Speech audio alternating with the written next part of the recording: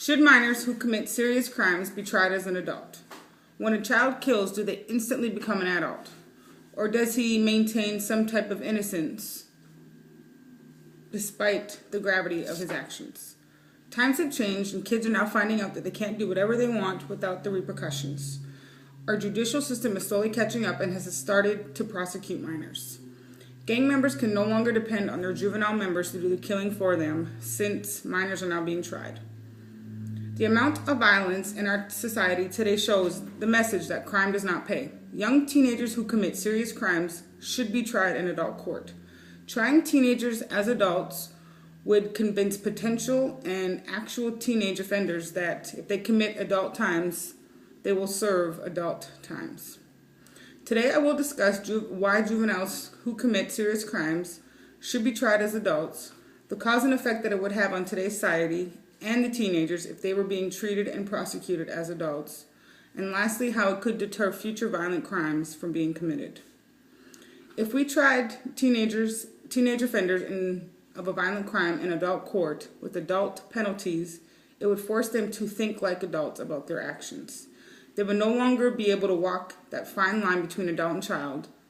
Trying teenagers who commit violent crimes in adult court would serve as a powerful deterrent. The Justice Department estimates that about 10% of all homicides are committed by juveniles under the age of 18. Nearly every year, the FBI arrests more than 33,000 young offenders for serious crimes, and this report was done by ABC News. Almost every day, the media bombards us with the message that young teenagers are committing many violent, gruesome crimes that were traditionally done by adults. Citizens felt horrified when 4 teenagers from Cape Cod were merely suspended from school when they brutally raped a teenage girl.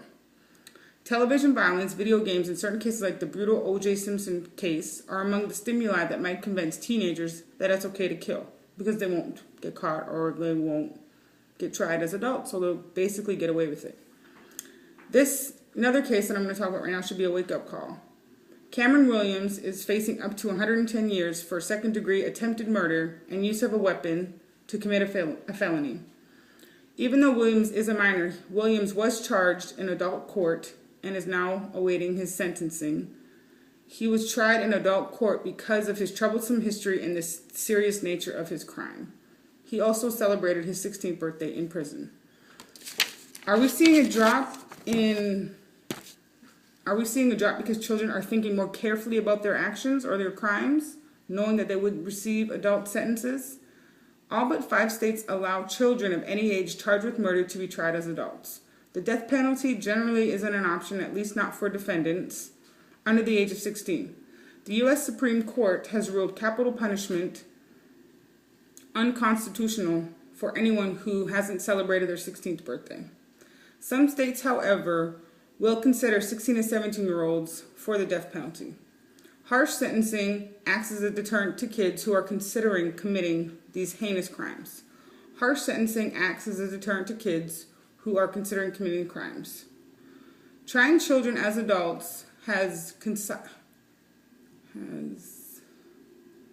conceded with lower rates of juvenile crimes. Light sentences don't teach kids lessons they need to learn.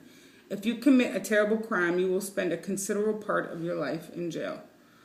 It is unquestionable that trying teenagers in adult court would be a benefit to society, as well to the teenagers who would learn that there is accountability and responsibility involved in being a United States citizen. The end result of a heinous crime remains the same. No matter who commits it, our justice system depends on holding the offenders responsible for their actions.